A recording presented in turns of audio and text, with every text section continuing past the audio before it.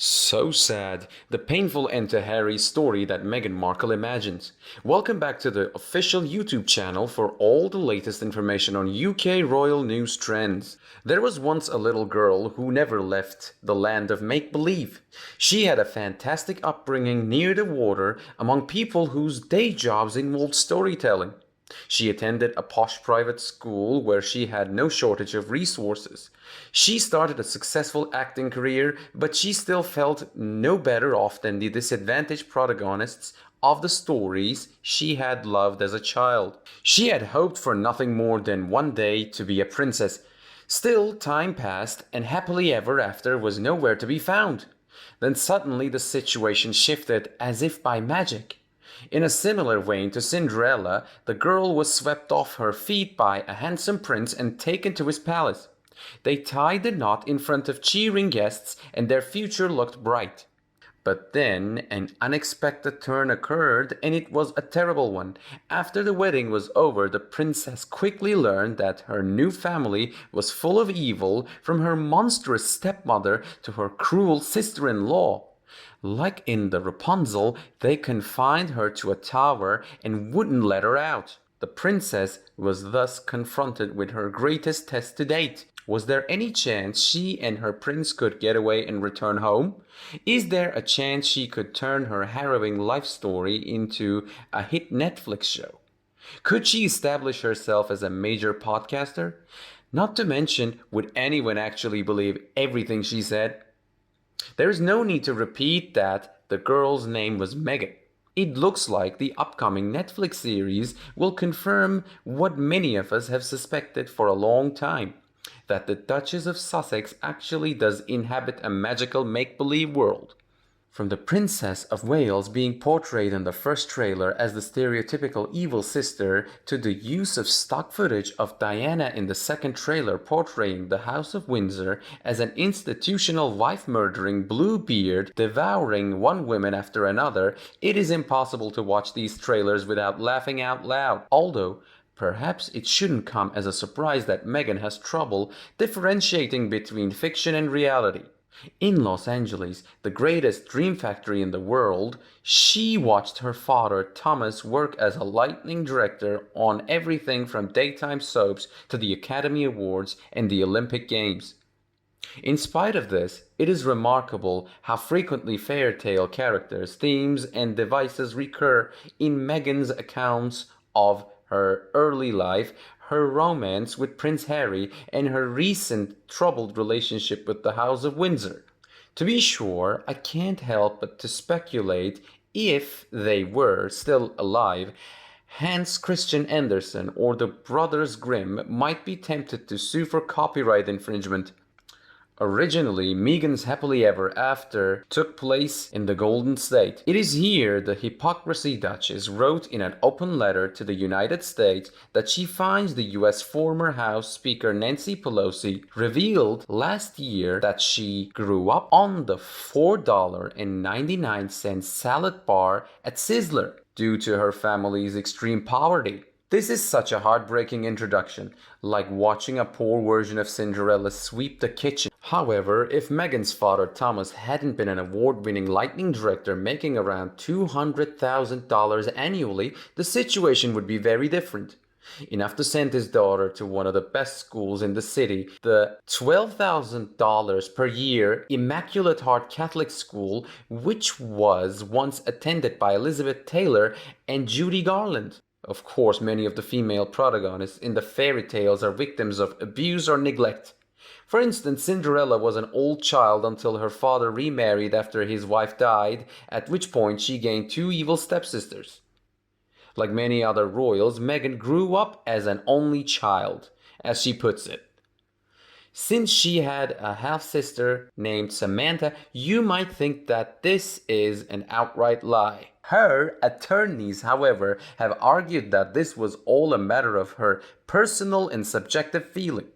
For the truth has no place in a good fairy tale.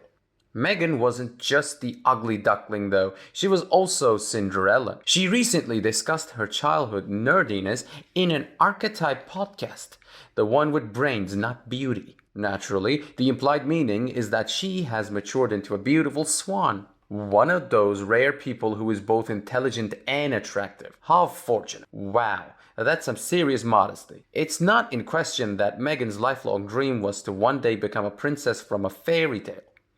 There are little girls that I met and they are just like, oh my god, it's a real life princess.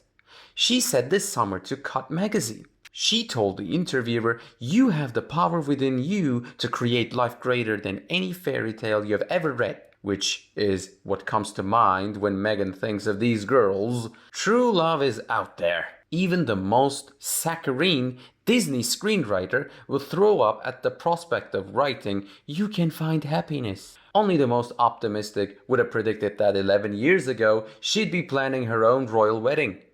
But then Harry and Meghan got together and the rest is history. You can almost hear the angels singing in the background when you listen to the couple's own accounts of how they met and how their relationship developed. While Harry may have found reading fairy tales to be an intellectual challenge, he revealed to Oprah Winfrey in the couple's explosive interview from last year that Meghan had saved him. From what exactly is unclear. Life as a Nazi impersonator, perhaps. It's no secret that the princess who saves the prince is a common trope in fairy tales.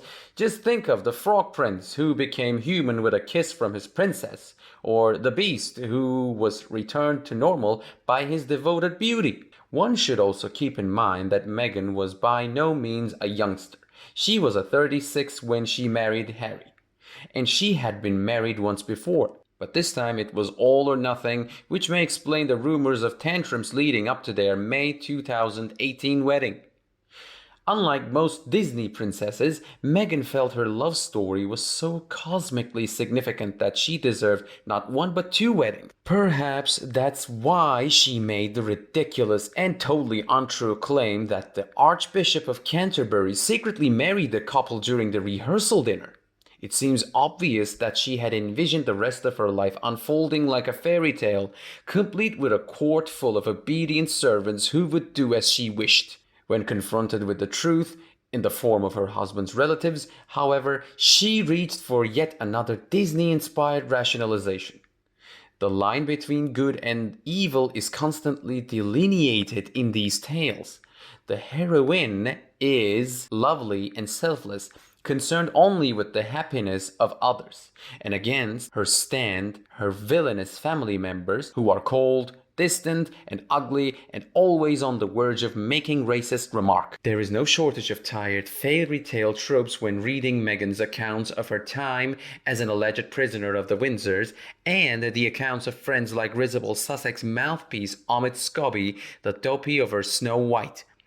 It's as if she saw herself as the inspiration for the princess in Hans Christian Andersen's The Princess and the Pea, who arrives at the castle cold and dishevelled and must persuade the prince and his court that she's truly royalty. Because no commoner would ever think to look for a pea under 20 mattresses, the princess ultimately loses and is humiliated. According to Meghan, however, even if she had found a pea under 200 mattresses, her horrible in-laws still wouldn't have been satisfied. Naturally, the main antagonist is the Cinderella's evil sister Kate, who was portrayed as the embodiment of evil with a hatchet face in the first Netflix trailer released last week. Who could forget Meghan's interview with fairy godmother Oprah, where she sobbingly recalled how cruelly Kate had made her cry? According to the Sussex family, King Charles was a typical disorganized fairy tale father, easily outsmarted and manipulated by those close to him. The Queen Consort, meanwhile, is probably viewed as a villainous stepmother straight out of a Brothers Grimm fairy tale. Of course, Kensington Palace was the contemporary Bluebeard's castle where the nobleman supposedly kept the bodies of his murdered wives. However, Meghan's end was not a tragic one.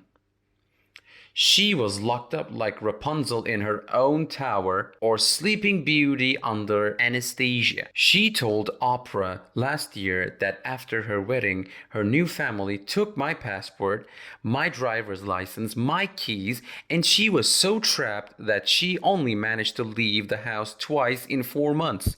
Unfortunately, it turned out that all of this was a load of baloney, as she actually took 4 vacations in the space of 6 months after her wedding and participated in some 73 public engagements before flaunting back to California. Lucky for us, Meghan has imagined a scenario in which she gives up not her freedom, but her voice. She also mentioned watching The Little Mermaid in Nottingham Cottage while talking to Winfrey. Oh my god, I thought she loses her voice because she falls in love with the prince.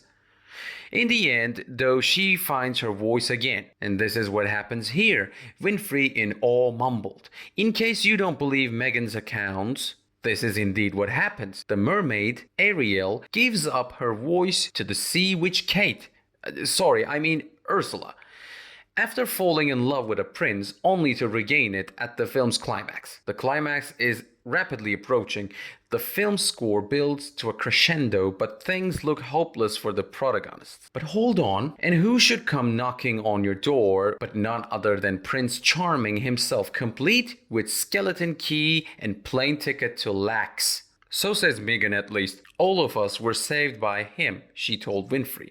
She reflected on how she deserved some credit too and said he ultimately called it and was like, "We've got to find a way for us, for Archie." Like in all good fairy tales, Meghan's tale had a happy ending, though her efforts in smearing her husband's family are telling her truth. She is now able to live in the mansion of her dreams, a sprawling £11 million estate in Montecito, California. However, I can't top Meghan's final words to Oprah last March when they ended on a Disney-worthy note. Is the fairy godmother correct in assuming that your story with the prince does have a happy ending? Yes, Meghan did as I asked. Yes, Meghan did as I asked. Better than any fairy tale you've read before, she exclaimed. The only question is, will the princess and her prince live happily ever after? In all likelihood, you already know my response. In all likelihood, you already know my response. Leave your thoughts in the comments section. Like and share my video with anyone who could benefit from it if you find it helpful. Subscribe to our UK Royal News Trends news channel so you never miss an update from our staff. So I appreciate you tuning in. So until tomorrow, bye.